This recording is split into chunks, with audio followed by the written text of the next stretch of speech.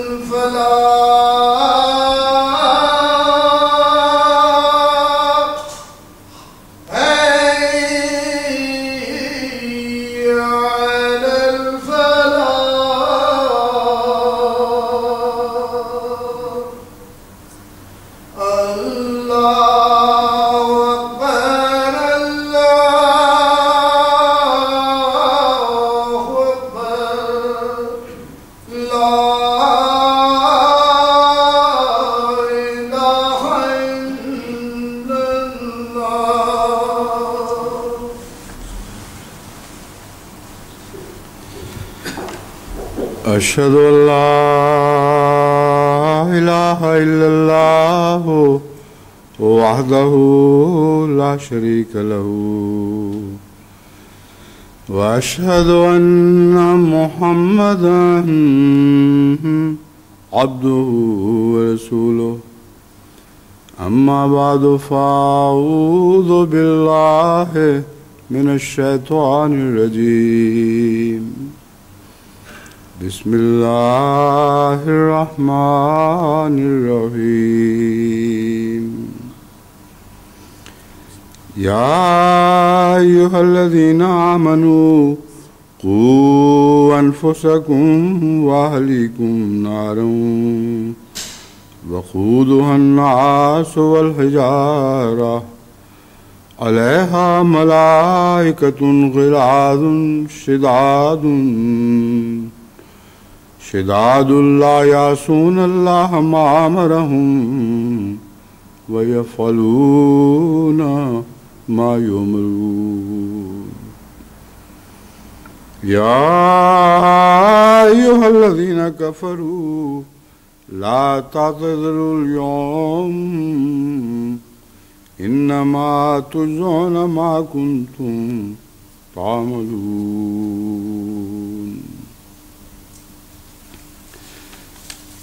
یہ وہ آیات کریمہ ہیں جن کی تلاوت میں نے امریکہ کے آخری خطبے میں بھی کی تھی، اور ان آیات کے مضمون کے پیش نظر تمام ایسے متمول احمدیوں کو خصوصیت سے نصیحت کی تھی جو اپنے اموال سے اللہ کی نسبت زیادہ محبت کرتے ہیں، اور اس کے نتیجے میں ان کی اولادیں بھی نکلی چلی جا رہی ہیں. کسی کام نہیں آئے گا. یہ ایک عمومی نصیحت تھی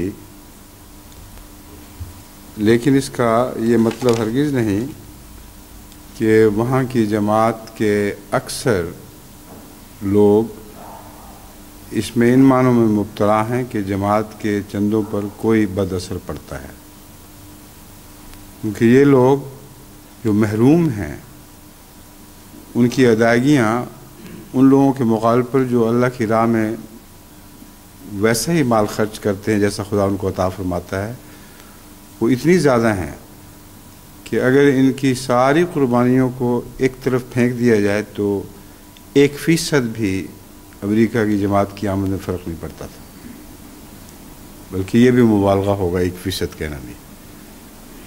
اس لیے ہرگز کوئی مالی ضرورت کا احساس نہیں تھا جس کے پیش نظر میں نے یہ خطبہ دیا، یہ احساس تھا کہ وہ لوگ جو بد نصیب ہیں وہ بچائے جا سکتے ہیں تو ان کو بچا لیا جائے۔ اس ضمن میں ایک اور بات جو خاص طور پر قابل توجہ ہے، جو امریکہ میں بیان نہیں کی مگر اب میں اس خطبے میں اسے بیان کرنا چاہتا ہوں، وہ یہ ہے کہ قُوا انفسکم واہلیکم نارا میں یہ بھی ہدایت ہے کہ اپنی نئی نسلوں کو بچا لو اور شروع ہی سے ان کی فکر کرو، اور جو ان میں سے کمانے والے ہیں ان پر لازم کر دو کہ وہ ضرور پہلے چندہ ادا کریں، باقی باتیں بعد میں دیکھیں۔ اگر یہ کر لیں تو بہت بڑی احمدی نسلیں ہیں جو اللہ تعالیٰ کے فضل سے ہمیشہ کے لیے اس شر سے بچائی جا سکتی ہیں۔ امریکہ کے دورہ کے وقت بھی اور یہاں بھی ملاقات کے دوران میں نے محسوس کیا ہے کہ بہت سے احمدی بچے اور بچیاں جو اللہ تعالیٰ کے فضل سے اچھے عہدوں پر فائز ہوئے ہیں، نئے یا فائز ہونے کی توقع رکھتے ہیں، ان کے والدین کو ان کی فکر نہیں کہ اس وقت یہ اصل وقت ہے کہ ان کو سمجھایا جائے کہ تمہارا مال تم پر حرام ہے جب تک پہلے خدا کا حصہ نہ نکالو۔ اور اس وقت ان کے لیے یہ آسان ہے کیونکہ نوجوان نسلیں بوڑھی نسلوں کے مقابل پر نسبتاً اپنے مزاج میں نرمی رکھتی ہیں، یعنی ان کے اندر لوچ پائی جاتی ہے اور وہ مال کی محبت میں ایسا مبتلا نہیں ہوتی۔ ابھی وہ لوگ جنہوں نے عمریں گزار دی مال کی محبت میں، ان میں سے بہت سے ایسے ہیں جن کی اصلاح کا وقت گزر چکا ہے، اللہ کے حوالے جو چاہے ان سے سلوک فرمائے۔ لیکن نئی نسلوں کو سنبھالنا تو بہت آسان ہے نسبتاً، اور بعض ان میں سے جو مجھے ملے جن کو میں نے خود یہ نصیحت کی، فوری طور پر انہوں نے اس بات میں سر ہلایا اور کہا کہ لازماً اب ہم ایسا ہی کریں گے۔ ایسی مائیں بھی مجھے ملیں جن کو میں نے توجہ دلائی تو انہوں نے کہا ہمارے دل میں یہی تمنا اٹھ رہی ہے، اور اب ہم اپنے بچے کو لازماً اس بات کا پابند کریں گے کہ اگر تم میرے بچے ہو، جیسے ماؤں کا محاورہ ہے، میرا دودھ بخشوانا چاہتے ہو تو سب سے پہلے اللہ کا حصہ نکالو اور باقی چیزیں پھر جس طرح چاہو اللہ تعالیٰ توفیق دے تم اس کے مطابق خرچ کرو۔ اور بعض ماؤں نے کہا کہ ہم نے اپنے بچوں کو یہ کہنا ہے کہ جو کچھ تم کماؤ گے اگر اس میں سے خدا کا حصہ نہ نکالا تو میرا حصہ بھی نہ نکالنا، مجھ پر حرام ہے، جو تم کما کر خدا کے حصے میں سے بچاتے ہو وہ مجھ پر خرچ کرو، یہ نہیں ہو سکتا، یہ ناممکن ہے۔ تو بہت سی خوش کن باتیں ایسی دیکھنے میں آئیں جن سے میں امید رکھتا ہوں کہ اللہ تعالیٰ کے فضل سے ہماری نئی ابھرتی ہوئی نسل کو سنبھالا جا سکتا ہے، اور اگر یہ نسل سنبھل جائے تو مستقبل کی ہمیں کوئی فکر باقی نہیں رہے گی۔ قُوا انفسکم واہلیکم نارا ایک ان کے حق میں ایک بہتا موجیں مارتا ہوا چشمہ ثابت ہوگا جس کا پانی اگلی صدیوں میں بڑے جوش و خروش کے ساتھ منتقل ہوتا چلا جائے گا اور بڑھتا چلا جائے گا۔ تو اس سے بہتر تحفہ ہم اگلی صدیوں کے لیے کیا پیش کر سکتے ہیں کہ ایسی نسلیں آگے بھیجیں جو خدا کا حق نکالنے میں سب سے پہلے ہوں، سب سے بالا ہوں، اور پھر اللہ ان کو توفیق بخشے اور جو لازماً بخشا کرتا ہے کہ وہ تمام دوسرے چندوں میں بھی بہت زیادہ آگے سے بڑھ کر ہوں، جن کا اپنا یہ حال ہو، یہ ہو نہیں سکتا کہ وہ اپنی آئندہ نسلوں کو بھی اسی بات کی تربیت میں دیں۔ تو اس پہلو سے میں کہہ رہا ہوں کہ ایک موجے مارتا ہوا دریا پھوٹ پڑے گا، قو انفسکم واہلیکم نارا، یہ کہتا ہوا، اور اگلی سب صدیوں کو سیراب کرے گا۔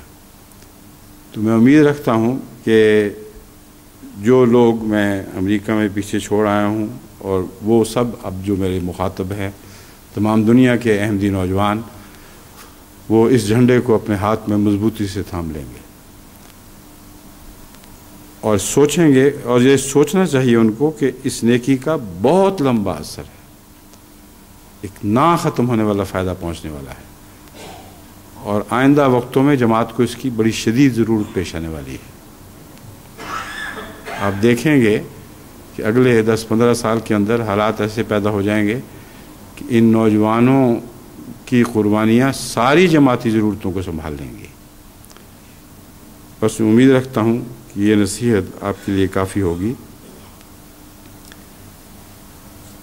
ایک بات میں یہ بتانا چاہتا ہوں کہ یہ جو تنبیہ میں نے کی تھی، اس کا جماعت کے بہت سے مخلصین پر بہت اچھا اثر پڑا ہے۔ کئی ایسے مخلص جن کو خدا نے بہت اموال سے نوازا تھا اور اس معاملے میں غفلت کر رہے تھے، اس خطبے کے اثر سے انہوں نے مجھے یقین دلایا، اور ایسے عزم صمیم کے ساتھ یقین دلایا کہ مجھے ایک ذرہ بھی شک نہیں کہ جو بات انہوں نے کہی اس پر پورا اتریں گے۔ انہوں نے کہا جو کوتاہیاں ہم سے ماضی میں ہو گئیں ہم ان کو دفن کرتے ہیں، اور آئندہ اپنا معاملہ اللہ سے صاف رکھیں گے۔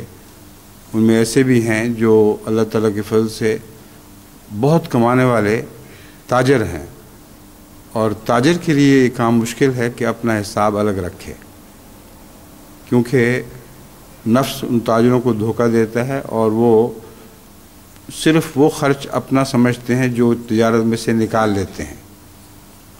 مگر جن صاحب کی میں بات کر رہا ہوں وہ اس پہلو سے مجھے یقین نہیں دلا رہے تھے، انہوں نے یہ یقین دلایا ہے کہ تجارت میں جتنا بھی فائدہ ہوگا اس فائدے میں سے سب سے پہلے اللہ کا حق نکالوں گا، اور اس کے بعد جو بچتا ہے پھر جو خدا مجھے توفیق دے تو جس طرح چاہوں خرچ کروں۔ تو یہ فرق ہے، بہت نمایاں فرق رکھنے والا، پیش نظر رکھنے والا فرق ہے کہ اللہ کا حق اس منافع میں سے نکالنا چاہیے جو تجارتی منافع ہو، جو بقیہ ہے اس کو پھر تجارت میں خرچ کرے، اور پھر دیکھیں کہ اللہ اس میں پہلے سے بہت زیادہ برکت ڈالے گا۔ یہ جو بدظنی ہے اللہ تعالیٰ پر بڑا نقصان پہنچاتی ہے۔ لوگ ڈرتے ہیں کہ تجارت میں سے اگر ہم نے وہ خرچ جو ہم نکالتے ہیں اسی کو منافع نہ سمجھا تو ہماری تجارتیں ڈوب جائیں گی، اور منافع میں سے، سچے منافع میں سے روپیہ نکالنے میں سمجھتے ہیں کہ بڑا نقصان پہنچے گا، حالانکہ نہ نکالنے کا نقصان ہے۔ اللہ تعالیٰ اتنا زیادہ عطا کرتا ہے کہ انسان اس کو تصور بھی نہیں کر سکتا، اس لیے اس کی تفصیل میں جانے کی یہاں ضرورت نہیں۔ میں صرف اتنا بتا دینا چاہتا ہوں کہ اس نئے زاویے سے بھی اپنی تجارتوں کا جائزہ لیں، اور دوسرے کمائیاں کرنے والوں پر بھی یہ بات صادق آنی چاہیے۔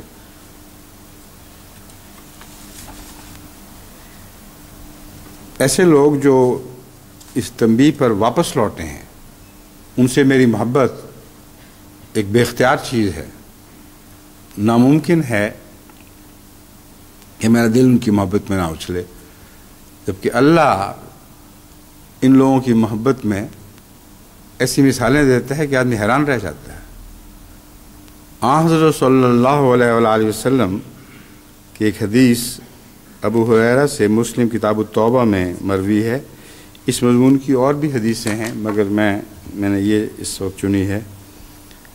حضرت ابو ہریرہ رضی اللہ تعالیٰ عنہ بیان کرتے ہیں کہ حضرت صلی اللہ علیہ وسلم نے بتایا کہ اللہ تعالیٰ فرماتا ہے میں اپنے بندے سے اس حسن ظن کے مطابق سلوک کرتا ہوں جو میرے متعلق رکھتا ہے۔ تو پہلا جو میں نے ذکر کیا ہے ایسے لوگوں کا جو خدا پر بد ظن ہے، اس کے مقابل پر رسول اللہ صلی اللہ علیہ وسلم فرماتے ہیں، اللہ تعالیٰ فرماتا ہے میں ان سے وہ سلوک کرتا ہوں جو مجھ سے ظن رکھتے ہیں۔ اگر وہ بد ظن ہیں تو ان سے بد سلوک ہونا چاہیے، اور یہی مضمون ہے جو میں آپ پر کھول رہا ہوں۔ اگر خدا پہ حسن ظن رکھتے ہیں تو حسن ظن رکھ کر دیکھیں تو صحیح کہ اللہ تعالیٰ اس حسن ظن کے نتیجے میں ان سے کیا حسن سلوک فرماتا ہے۔ میں اپنے بندے سے اس کے حسن ظن کے مطابق سلوک کرتا ہوں جو وہ میرے متعلق رکھتا ہے۔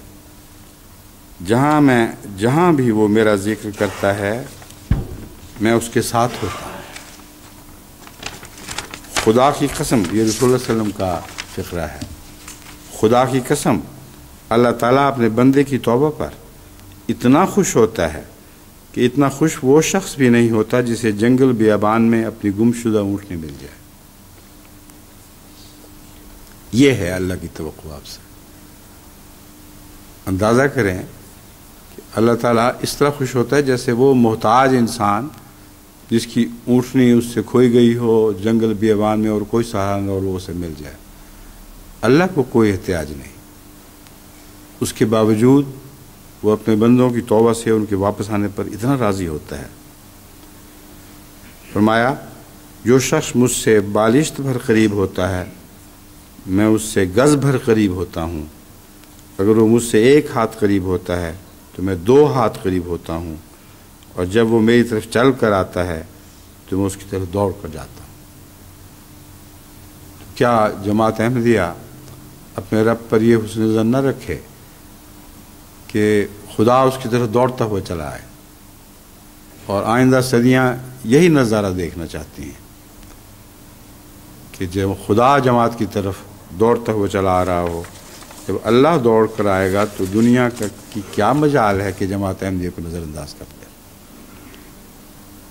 جس طرف خدا دوڑتا ہو جائے گا تو ساری کائنات اسی طرف دوڑے گی، تمام دنیا کے دل اس طرف مائل کیے جائیں گے۔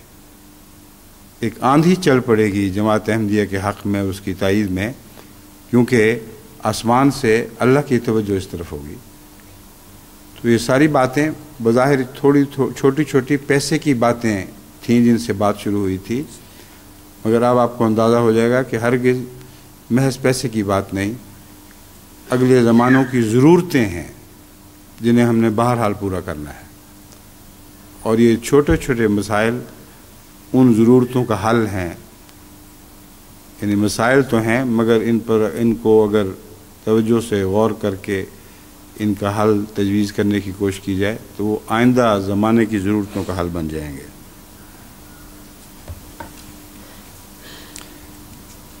حضرت انس رضی اللہ تعالیٰ بیان کرتے ہیں کہ میں نے حضرت صلی اللہ علیہ وسلم کو یہ فرماتے ہوئے سنا کہ گناہ سے سچی توبہ کرنے والا ایسا ہی ہے جیسے اس نے کوئی گناہ ہی نہیں کیا۔ پھر فرمایا جب اللہ تعالیٰ کسی انسان سے محبت کرتا ہے،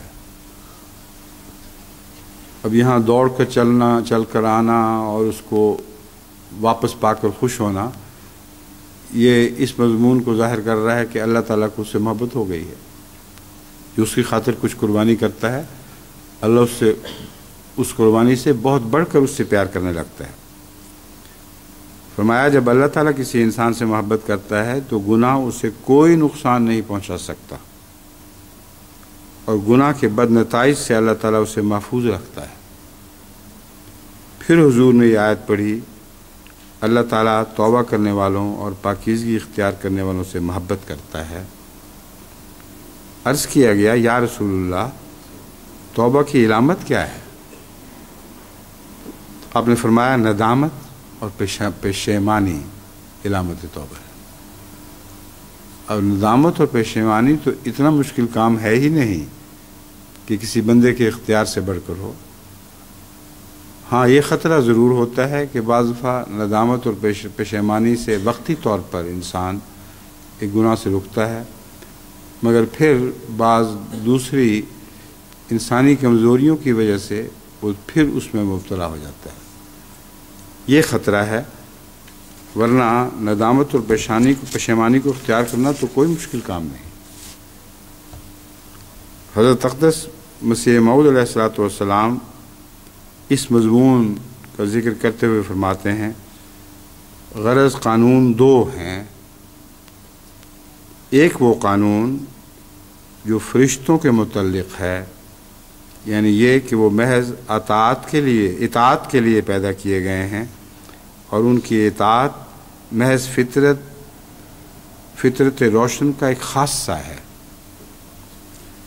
ان کی فطرت کو نور تو بخشا گیا ہے، مگر وہ نور ایک ہی سمت میں رواں ہونے والا نور ہے جس کو بدلنے کا ان کو اختیار نہیں ہے۔ وہ گناہ نہیں کر سکتے، مگر نیکی میں ترقی بھی نہیں کر سکتے۔ فرشتوں کے متعلق آپ کو سارے قرآن کریم میں یا احادیث میں کہیں یہ معلوم نہیں ہوگا، یہ ذکر نہیں ملے گا کہ فرشتے نیکیوں میں ترقی کر رہے ہیں۔ وہ جس نور میں بندھے ہوئے معمور ہیں، وہ وہی نور ہے جو اللہ نے ان کو عطا کیا، اس میں ایک ذرہ بھی وہ اضافہ نہیں کر سکتے۔ دوسرا قانون وہ ہے جو انسانوں کے متعلق ہے، یعنی یہ کہ انسانوں کی فطرت میں یہ رکھا گیا ہے کہ وہ گناہ کر سکتے ہیں، مگر نیکی میں ترقی بھی کر سکتے ہیں۔ یہ دونوں فطرتی قانون غیر متبدل ہیں، اور جیسا کہ فرشتہ انسان نہیں بن سکتا، ایسا ہی انسان بھی فرشتہ نہیں ہو سکتا، ایسا ہی انسان بھی فرشتہ نہیں ہو سکتا ہے۔ یہ دونوں قانون بدل نہیں سکتے، ازلی اور اٹل ہیں۔ اس لیے آسمان کا قانون زمین پر نہیں آ سکتا، اور نہ زمین کا قانون فرشتوں کے متعلق ہو سکتا ہے۔ انسانی خطا کاریاں اگر توبہ کے ساتھ ختم ہوں تو وہ انسان کو فرشتوں سے بہت اچھا بنا سکتی ہیں، کیونکہ فرشتوں میں ترقی کا مادہ نہیں۔ انسان کے گناہ توبہ سے بخشے جاتے ہیں، اور حکمت الہی نے بعض افراد میں سلسلہ خطا کاریوں کا باقی رکھا ہے۔ یہ وہی مضمون ہے جس کے متعلق میں نے پہلے تنبیہ کی تھی کہ خوف یہ ہے کہ توبہ تو کر لو اور پھر اسی گناہ میں یا اس سے ملتے جلتے یا کسی اور گناہ میں مبتلا ہو جاؤ۔ فرمایا، اور حکمت الہی نے بعض افراد میں، اور اس میں بعض افراد خاص طور پر پیش نظر رہنے چاہیے۔ بعض افراد تو ایسے ہوتے ہیں کہ عزم صمیم کے ساتھ جب ایک دفعہ توبہ کر لیں تو پھر اس پہلے گناہوں کی طرف منہ بھی نہیں کرتے، مگر بکثرت میں جانتا ہوں ایسے انسان موجود ہیں جو توبہ تو سچی کرتے ہیں، ندامت و پشیمانی میں تو کوئی شک نہیں، مگر بعض عناصر کی وجہ سے جو بعض دفعہ وراثتاً ان کو ملتے ہیں، بعض دفعہ بیماریوں کے نتیجے میں پیدا ہوتے ہیں، بعض دفعہ بعض گناہوں کا عادی ہو جانے کے بعد ان عادتوں کو چھوڑنا ان کے لیے ممکن نہیں رہتا۔ ان سب کا ذکر ہے جو اب حضرت مسیح موعود علیہ السلام فرما رہے ہیں۔ حکمت الہی نے بعض افراد میں سلسلہ خطا کاریوں کا باقی رکھا ہے تو وہ گناہ کر کے اپنی کمزوری پر اطلاع پائیں۔ جب گناہ سرزد ہو، ندامت اور پشیمانی دوبارہ آ جائے۔ ایسا گناہ جس میں ندامت اور پشیمانی نہ ہو، وہ گناہ تو انسان کو ہلاک کر دیتا ہے، اس کا ذکر نہیں چل رہا۔ فرمایا کہ جب گناہ میں دوبارہ مبتلا ہوتے ہیں، اسی وقت اپنی کمزوری پر اطلاع پا جاتے ہیں کہ ہم کیسے عاجز اور کمزور بندے ہیں، اور جب تک ان کمزوریوں کو دور نہیں کریں گے جن کی بنا پر یہ گناہ سرزد ہوتا ہے، اس وقت تک ہم حقیقت میں اللہ تعالیٰ سے مغفرت کی توقع رکھ سکتے ہیں، مگر یقین نہیں کر سکتے کہ ہمیں بخشا جائے گا۔ یہ احساس پیدا ہوتا ہے۔ یہی قانون ہے جو انسان کے لیے مقرر کیا گیا ہے، اور اسی کو انسانوں کی فطرت چاہتی ہے۔ سہو و نسیان انسانی فطرت کا خاصہ ہے، فرشتے کا خاصہ نہیں۔ پھر وہ قانون جو فرشتوں کے متعلق ہے انسانوں میں کیوں کر نافذ ہو؟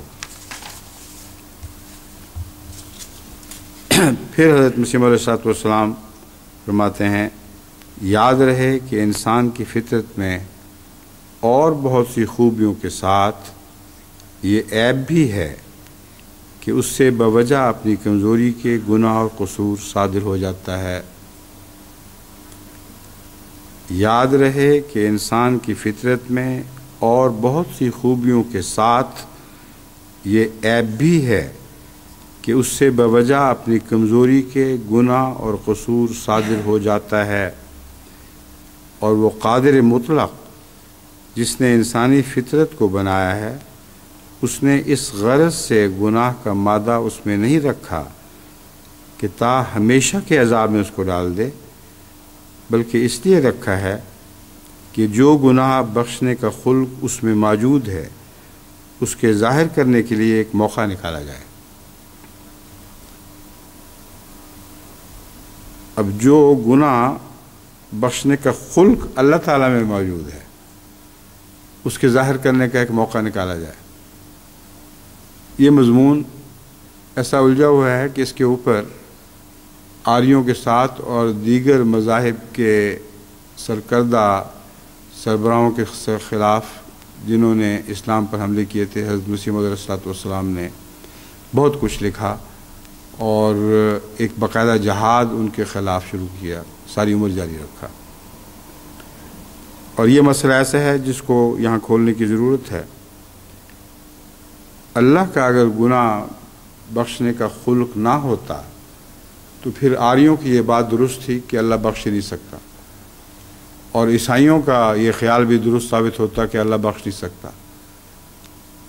اس کے مقابل پر حضرت مسیح موعود علیہ السلام قرآنی تعلیمات کی روشنی میں یہ اصرار فرماتے رہے کہ اللہ بخشنے پر قادر ہی نہیں بلکہ بخشنا اس کا خلق ہے۔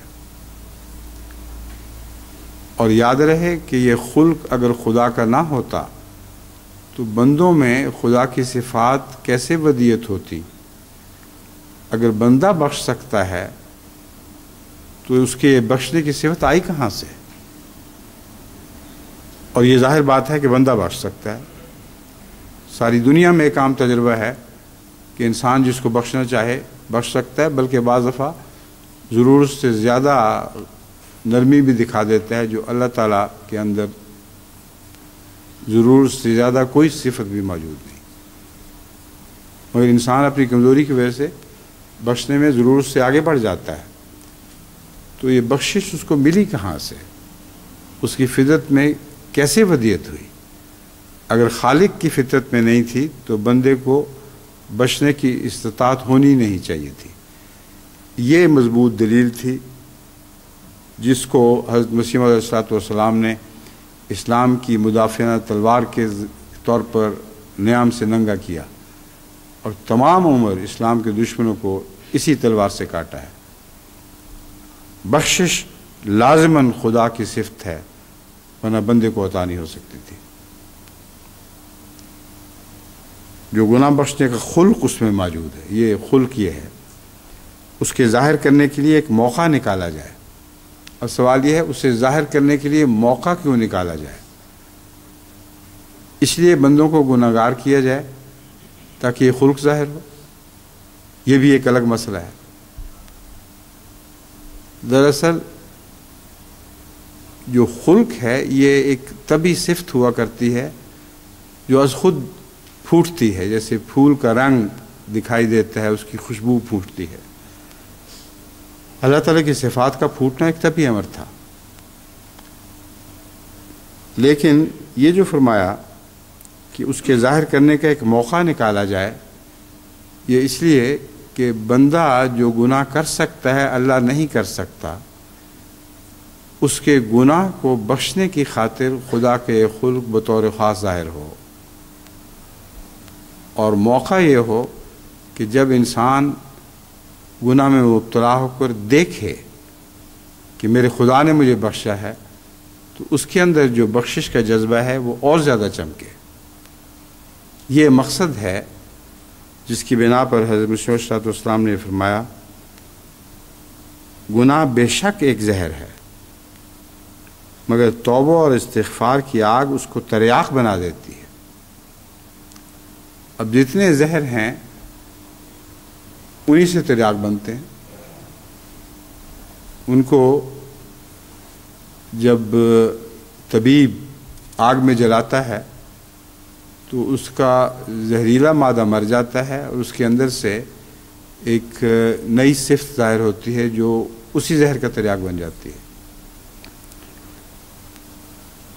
بس یہی گناہ توبہ اور پشیمانی کے بعد ترقیات کا موجب ہو جاتا ہے۔ اب جس کے اندر یہ گناہ تریاق بن چکا ہو، اسی تریاق سے وہ دوسروں کو بھی فائدہ پہنچا سکتا ہے، اور اس جڑ کو انسان کے اندر سے توبہ اور پشیمانی کے بعد ترقیات کا موجب ہو جاتا ہے، اور اس جڑ کو انسان کے اندر سے کھو دیتا ہے کہ وہ کچھ چیز ہے۔ کھو دیتا ہے کا لفظ کچھ غور طلب ہے، مگر مراد اس سے یہی ہے کہ اس جڑ کا کوئی نام و نشان بھی نہیں رہنے دیتا، کھو دیتا ہے، یعنی اس کا کچھ بھی باقی نہیں رکھتا اللہ تعالیٰ۔ وہ کون سی جڑ ہے؟ عجب اور تکبر کی جڑ، جیسا کہ فرمایا کہ وہ کچھ چیز ہے، اور عجب اور تکبر اور خودنمائی کی عادتوں کا استحصال کرتا ہے۔ تو یہ حکمت ہے خدا تعالیٰ کی بخشش کی اور گناہوں کے بار بار پیدا ہونے اور بار بار ان کو جڑوں سے اکھیڑنے کی۔ حضرت مسیح موعود علیہ السلام فرماتے ہیں تم خدا سے صلح کر لو، وہ نہایت درجہ کریم ہے۔ ایک دم کے گداز کرنے والی توبہ سے 70 برس کے گناہ بخش سکتا ہے۔ بہت ہی عظیم خوشخبری ہے جو حضرت مسیح موعود علیہ السلام ہم عاجز بندوں کو دے رہے ہیں، جو قرآن اور احادیث میں جو معرفتیں بیان ہوئی ہیں ان کا خلاصہ ہے۔ ایک دم کے گداز کرنے والی توبہ سے 70 برس کے گناہ بخش سکتا ہے۔ گداز کرنے والی توبہ کیا چیز ہے؟ گداز کرنے والی توبہ سے مراد ہے جو پگھلا دے، دل میں ایسی ندامت کی آگ بھڑک اٹھے کہ اس کے اثر سے سب گناہ پگھل جائیں اور ان کی کوئی بھی حیثیت باقی نہیں رہے۔ یہ ایسے موقع آ سکتے ہیں انسانی زندگی پر، صرف ہمیں دعا یہ کرنی چاہیے کہ ہمارے مرنے سے پہلے پہلے یہ موقع نصیب ہو جائے۔ 70 برس کے گناہ بخشنے میں یہی مضمون بیان فرمایا گیا ہے کہ ساری عمر بھی اگر تم گناہ کرتے رہو اور سچی توبہ نصیب نہ ہو تو موت سے پہلے ممکن ہے، اور موت سے پہلے ممکن تب بھی ہو سکتا ہے اگر اللہ تعالیٰ توفیق عطا فرمائے۔ مارنا اسی نے ہے، وہ مارے نہیں جب تک کہ انسان کو سچی توبہ کی توفیق عطا نہ فرما دے۔ یہ وہ خوشخبری بھی ہے اور تنبیہ بھی ہے جس کو ہمیں ہمیشہ پیش نظر رکھنا چاہیے۔ ایسا اگر ہو جائے، وہ لمحہ مرنے سے پہلے نصیب ہو جائے کہ 70 برس کے گناہوں کو جو پگھلا کر خاک بنا دے، خاکستر کر دے، تو اس سے بہتر اور کون سی خوش نصیبی ہے جو انسان کو عطا ہو سکے۔ اور یہ مت کہو کہ توبہ منظور نہیں ہوتی، یہ خیال جھوٹا، بیکار، بے معنی ہے کہ توبہ منظور نہیں ہوتی۔ یاد رکھو کہ تم اپنے اعمال سے کبھی بچ نہیں سکتے۔ اگر توبہ منظور نہیں ہوتی تو گویا یہ مطلب بنا کہ انسانی اعمال ہی بے داغ ہیں اور اپنے اعمال کے زور سے وہ بچ سکتا ہے۔ دیکھیں چھوٹی سی بات میں کتنی گہری حکمت کی بات مسجد مصر السلام بیان فرما رہے ہیں کہ مت کہو کہ توبہ منظور نہیں ہوتی، یاد رکھو کہ تم اپنے اعمال سے کبھی بچ نہیں سکتے۔ ہمیشہ فضل بچاتا ہے نہ اعمال، ہمیشہ فضل بچاتا ہے نہ اعمال، یہ اس سارے مضمون کی جان ہے۔ اور یہی وہ مرکزی نقطہ ہے جس کو حضرت اقدس محمد مصطفیٰ صلی اللہ علیہ وآلہ وسلم ہمیشہ بیان فرماتے رہے۔ اپنے متعلق بھی یہی فرمایا کہ مجھے بھی فضل ہی بچائے گا، اعمال نہیں بچا سکتے۔ اے خدائے کریم و رحیم، ہم سب پر فضل کر کہ ہم تیرے بندے اور تیرے آستانے پر گرے ہیں، آمین۔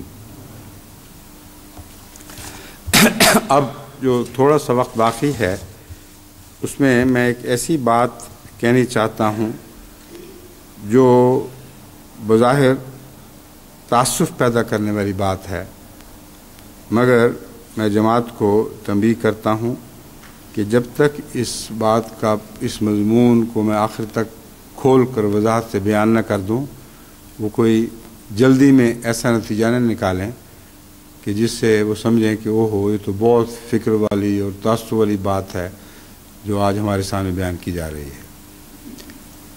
امر واقعہ یہ ہے کہ ہرگز اس میں تعصب کی کوئی بات بھی نہیں ہے۔ آخر تک جب میں پہنچوں گا تو آپ حیران ہوں گے کہ یہ خوشخبری ہے اور بہت بڑی خوشخبری ہے، لیکن اس خوشخبری کو بیان کرنے کا موقع کیوں پیش آیا، یہ ساری وضاحت میں آپ کے سامنے رکھوں گا۔ اور اللہ تعالیٰ کی یہ مجھ پر امانت ہے جو مجھے بہرحال ادا کرنی ہے، اور جماعت کی بھی امانت ہے جو مجھے بہرحال ادا کرنی ہے۔ اللہ تعالیٰ کی امانت خصوصیت سے اس لیے کہ جماعت پر جب میں بات واضح کروں گا تو یہ بات کھل جائے گی کہ ان کے دل میں یہ بدظنی پیدا ہو سکتی تھی کہ اللہ تعالیٰ نے میری انتہائی درد انگیز اور عاجزانہ دعاؤں کو بالکل نہیں سنا اور ان کے برعکس نتیجہ پیدا کر دیا۔ جب میں بات کھولوں گا اس سے پہلے اپنے اظہار ہمدردی کو سنبھال کے رکھیں۔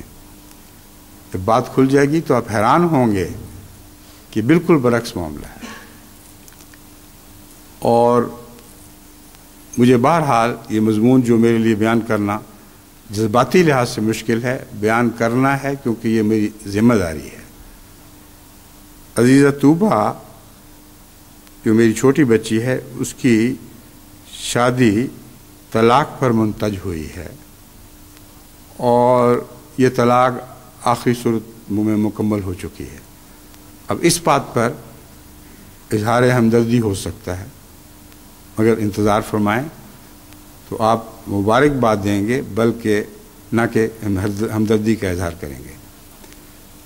اس کی ایک وجہ یہ بھی بنی ہے آج کے خطبے میں بیان کرنے کی، کیونکہ چہمگوئیاں ہو رہی ہیں اور یہ بات اگرچہ میری طرف سے اعلان نہیں ہوا مگر پھیلتی چلی گئی ہے کہ اس بچی کی طلاق ہو گئی ہے۔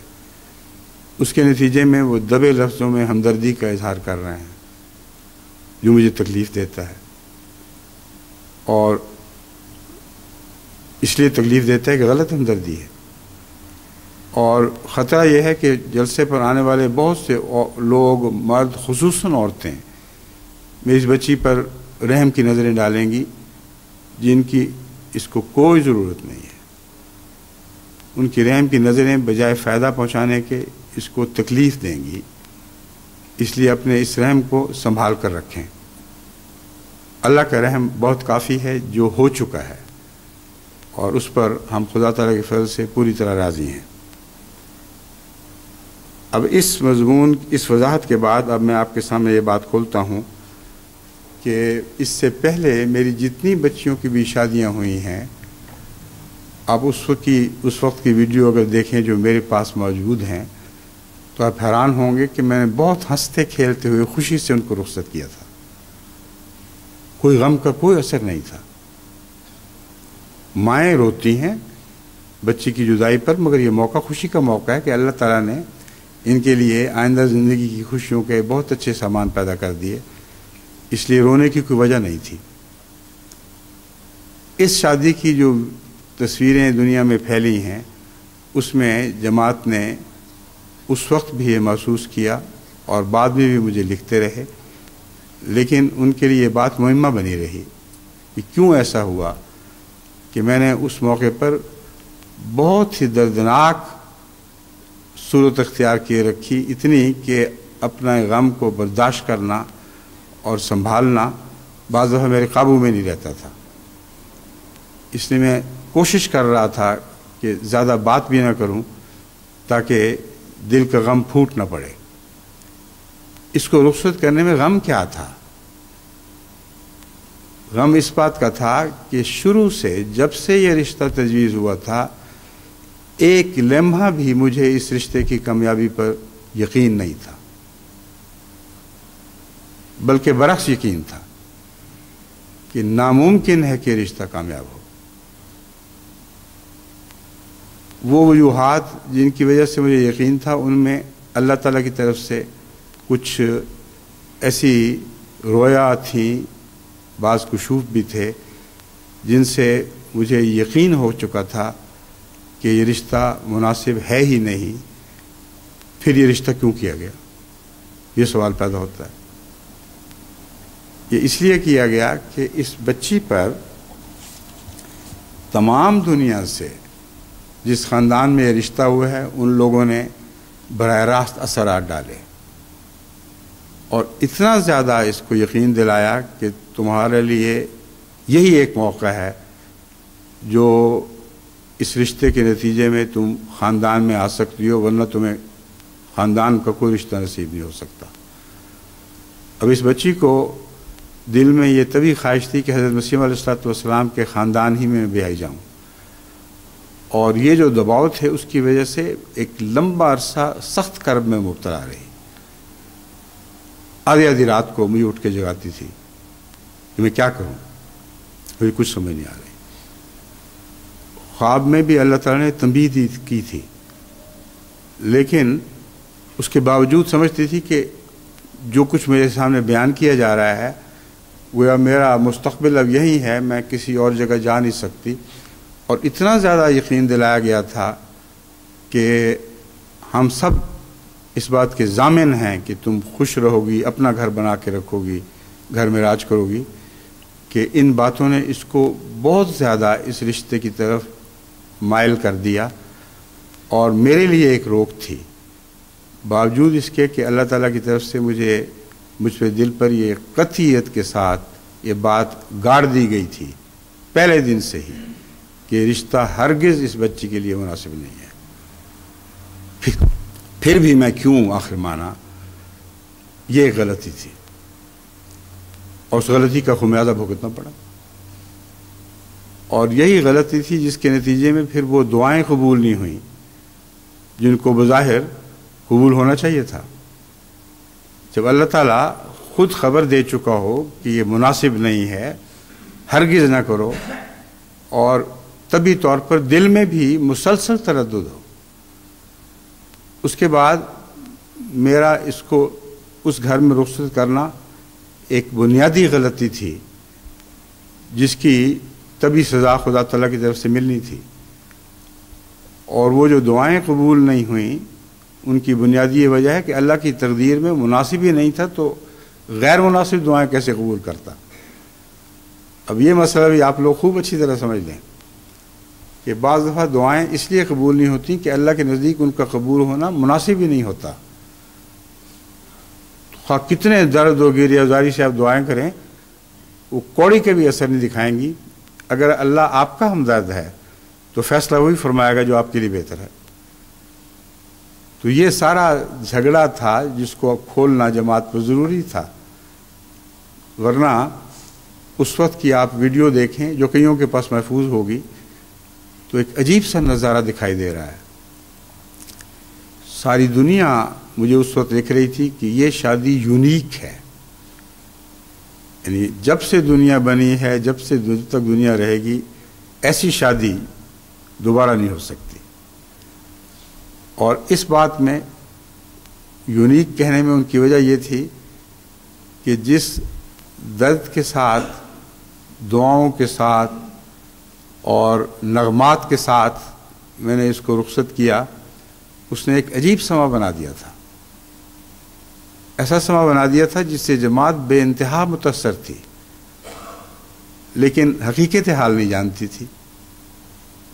وہ سمجھ رہے تھے میں اس لیے رو رہا ہوں، اس لیے میرا دل قابو سے نکلا جا رہا ہے کہ میری بچی رخصت ہو رہی ہے اور دوسرے ملک میں جا رہی ہے. ایک ذرہ بھی اس کا سچا نہیں ہے. جہاں مرضی جاتی، اگر خدا کی طرف سے مجھے یقین ہوتا کہ رشتہ اچھا ہے تو ناممکن تھا کہ میں اس کرب و بلا کا اظہار کرتا جو مجھ سے ہوا. بس ان نغمات نے جو تاثر پیدا کیا، اس کی وجہ سے سب دنیا سے خط آ رہے تھے، اور جب یہ بھنک سی پھیلی ہے پھر اس کا ذکر بند ہو گیا. مگر وہ ویڈیوز لوگوں کے پاس محفوظ ہیں. بڑا عجیب سا نظارہ ہے. بچیاں خوشی سے گیت گا رہی ہیں، اور ان گیتوں میں سے خوش ہونے کی بجائے میں اور زیادہ رنجیدہ ہوتا چلا جا رہا ہوں. اور پھر خصوصیت سے جو میرا دعائیہ کلام تھا، اس نے لوگوں پر بہت اثر کیا. اس دعائیہ کلام میں میں نے دعا دی کہ تم اس گھر میں بھی راج کرتی تھی، اس گھر میں بھی راج کرو، ان کی بھی رانی بنی رہو جیسے اس گھر میں رانی تھی. میں نے اس میں کہا اے آصفہ کی جان، خدا حافظ ناصر. تو اس کی مرحوم ماں کا حوالہ دے کر سوچا کہ شاید اس طرح اللہ تعالیٰ رحم فرما دے، لیکن یہ کوئی حوالے کام نہیں آئے، نہ آنے چاہیے تھے. کیونکہ جیسا کہ میں نے عرض کیا ہے، خدا کے نزدیک یہ غلط بات ہو رہی تھی. اس لیے جو مرضی میں حوالے دیتا، جتنی دردناک نظمیں لکھتا، ان کا کوڑی کے بھی اثر نہیں پڑنا تھا. تو وہ نظم اپنی جگہ اب بے شک سنیں، لیکن اس نتیجے کو یاد رکھیں کہ اس نظم میں جن امیدوں کا اظہار کیا گیا تھا وہ کسی بات پر مبنی نہیں تھی. اگر وہ اللہ کی طرف سے خوشخبریوں پر مبنی ہوتی تو لازماً پوری ہونی تھی. وہ خوشخبریوں پر مبنی نہیں تھی، اس لیے نہیں پورا ہونا تھا. اس لیے پہلے دن سے لے کر آخر تک حیرت انگیز بات ہے کہ رخصت کے وقت تک میں اس خاندان کی منتیں کرتا رہا کہ خدا کے لیے اس بچی کو نہ مانگو، کیونکہ میرے دل میں اللہ نے یقین ڈال دیا ہے کہ رشتہ کامیاب نہیں ہو سکتا. یہ فائلیں بھری پڑی ہیں میرے پاس. سب سے پہلے جب تجویز ہوا تو میں نے منت کی کہ خدا کے لیے اس بچی کو نہ لے کے جاؤ، کیونکہ میں جانتا ہوں یہ کامیاب نہیں ہو سکتا، ناممکن ہے کہ یہ کامیاب ہو، تو کیوں اس بیچاری کو خراب کرتے ہو.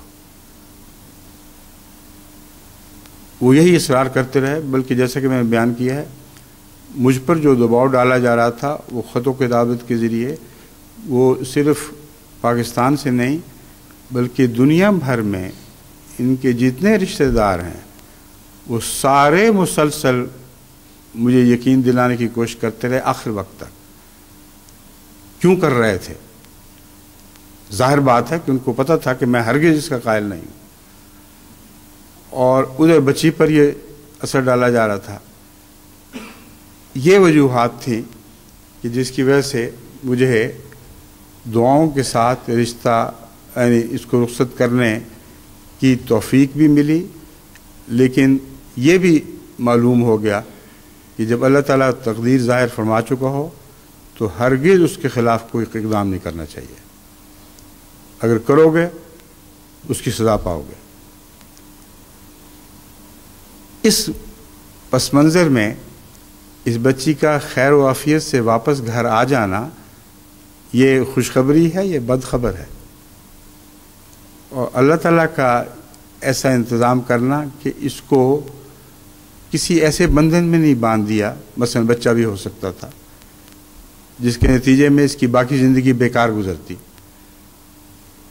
تو یہ محض اللہ تعالیٰ کا احسان ہے. وہ دعائیں جو تھیں ان کو اس رنگ میں اللہ نے قبول فرما لیا کہ اس کے بد اثرات سے بچی کو بھی محفوظ رکھا اور مجھے بھی محفوظ رکھا، حالانکہ یہ میری غلطی تھی. تو اب آپ لوگ بے شک پرانی کیسٹ سن کے دیکھ لیں، تب آپ کو سمجھ آئے گی کہ وہ ہو کیا رہا تھا. ان دعاؤں میں عاجزی تو تھی مگر جان نہیں تھی. ہو کیسے سکتی تھی؟ میں نے بہت اونچی اونچی توقعات کے اظہار کیے. میں یہ نہیں کہتا کہ وہ سارے ان توقعات کو پورا کرنے میں عمدن ناکام رہے. نیتوں کا حال اللہ جانتا ہے. مگر مجھے اتنا پتہ ہے کہ اس ماں نے جس نے رشتہ مانگا تھا، اس خالہ نے جس نے لمبے لمبے خط لکھے اور یقین دلایا کہ آپ بالکل بے فکر ہو جائیں، یہ اپنا گھر ہوگا، اس پر راج کرے گی. یہ باتوں کو یقین کر لینا میری کمزوری تھی. یقین دلانے والوں کی نیت پہ میں حملہ نہیں کرتا. اس لیے جماعت کو یہ بتانا بھی ضروری ہے کہ ان کو بے شک عام تعلقات میں اسی طرح سلوک کریں جیسے پہلے ہوا کرتے تھے. کیونکہ اگر یہ جرم قرار دیا جائے جس کے نتیجے میں ان کو سزا ملنی چاہیے اور جماعت کو ان سے رخ پھیرنا چاہیے، تو اس کا مطلب ہے کہ نیتوں پر حملہ ہے. اس لیے نیتوں پر میں کوئی حملہ نہیں کر رہا. اللہ بہتر جانتا ہے. نیتوں کا حال اسی پر روشن ہے، اور وہ اگر چاہے تو بدنیتوں کے باوجود معاف فرما سکتا ہے. اس لیے میری التجا تو یہی ہے، اور یہی جماعت سے بھی میری درخواست ہے کہ ان لوگوں کے لیے بھی مغفرت ہی کی دعا کریں.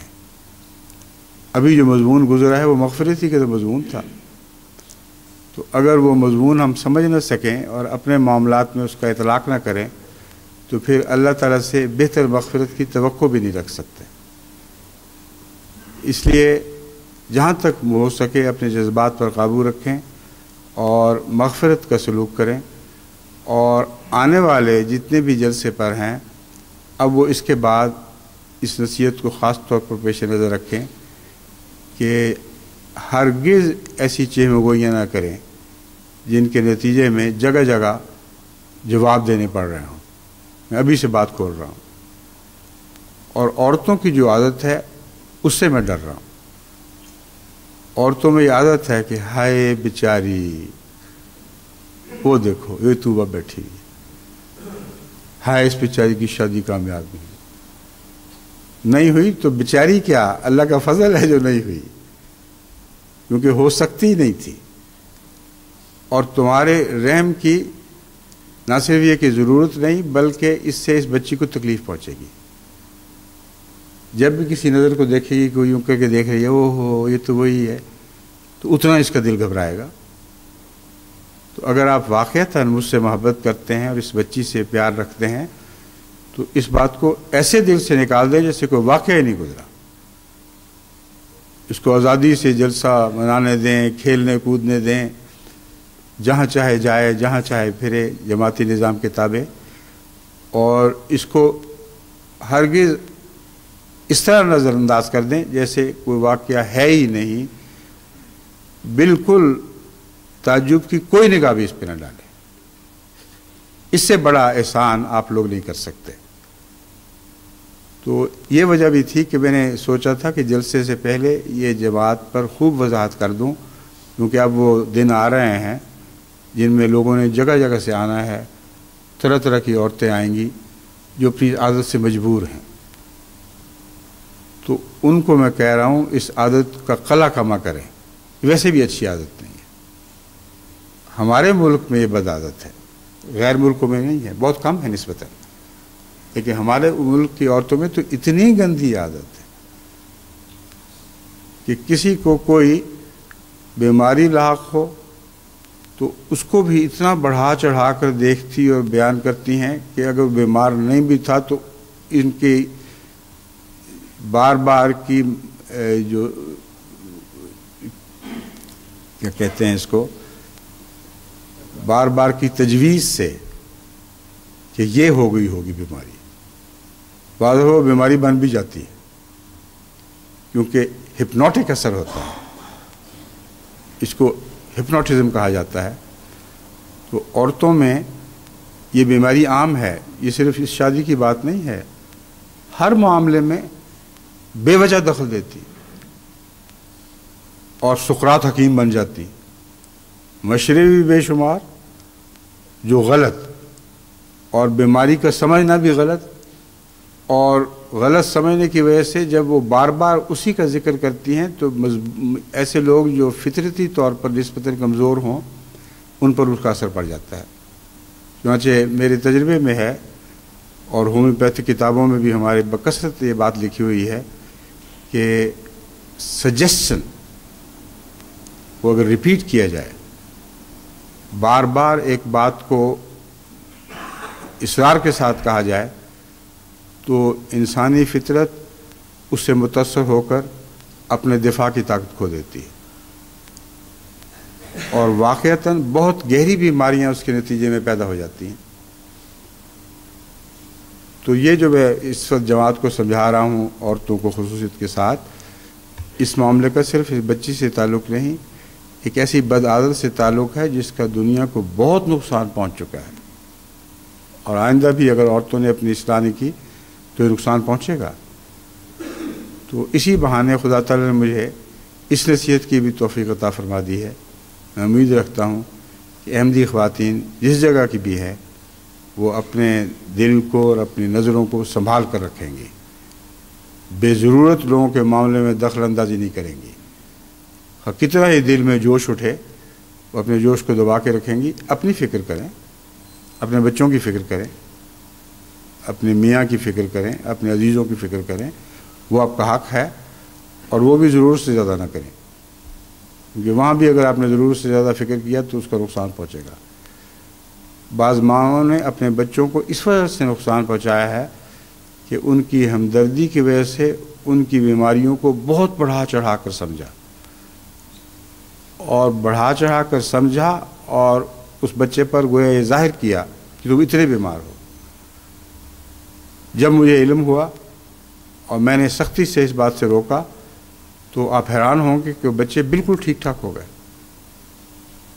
ہر بد اثر سے باہر نکل آئے۔ تو جو باتیں میں عرض کر رہا ہوں ذاتی تجربے کی بنا پر یقین کی وجہ سے عرض کر رہا ہوں، اور اس کے بعد میں اس خطبے کو ختم کرتا ہوں یہ امید رکھتے ہوئے کہ اللہ تعالیٰ آپ کو میری نصائح پر عمل کرنے کی توفیق عطا فرمائے گا، اور اب آپ کو یہ بات سمجھ آ جائے گی کہ کیوں ایک ذاتی مسئلے کو میں نے ایک خطبے کا موضوع بنا لیا۔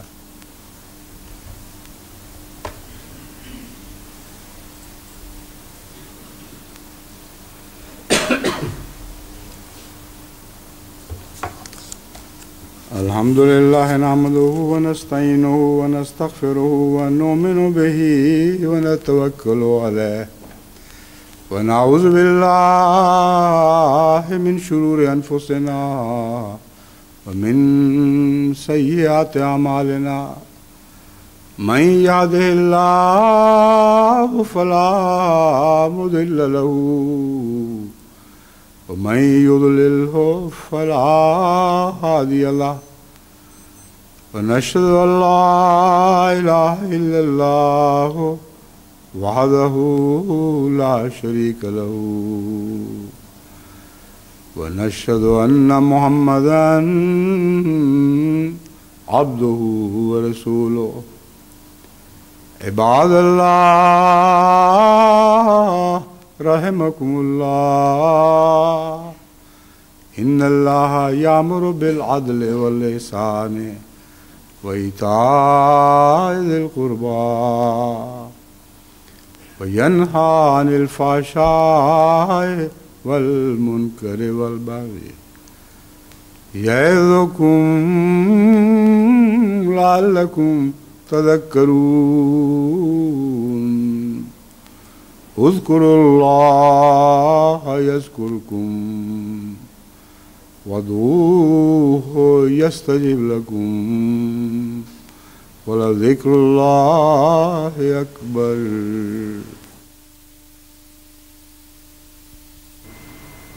مجھے بھی آپ اپنی ہمدردیوں سے محفوظ رکھیں. نہ مجھے کسی خط کی ضرورت ہے اس موضوع پر، نہ ملاقات کے دوران اس طرح دیکھیں یہ ایسے لفظوں میں ذکر کریں کہ گویا آپ کو بہت گہرا صدمہ پہنچا ہے اور بہت میری ہمدردی کر رہے ہیں. یہ ہمدردیاں میرے لیے اذیت کا موجب ہوں گی، فائدے کا نہیں، اور لغو ہوں گی کوئی اس کی وجہ سے میرے دل میں آپ کی محبت نہیں پیدا ہوگی، بلکہ میں حیرت سے دیکھوں کہ آپ کو اتنی بھی عقل سمجھ نہیں ہے کہ ان باتوں کو ختم کر دینا چاہیے.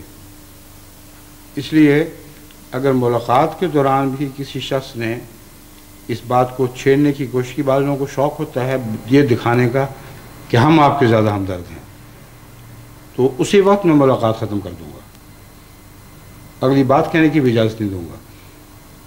اس لیے اس آخری تنبیہ کو جو بہت ضروری تھی، جو میں خود میں بھول گیا تھا، اب میں آپ کے سامنے کر رہا ہوں، اور امید ہے کہ اس کے بعد اس قصے کو آپ ختم اور کل عدم سمجھیں گے. جزاکم اللہ. السلام علیکم.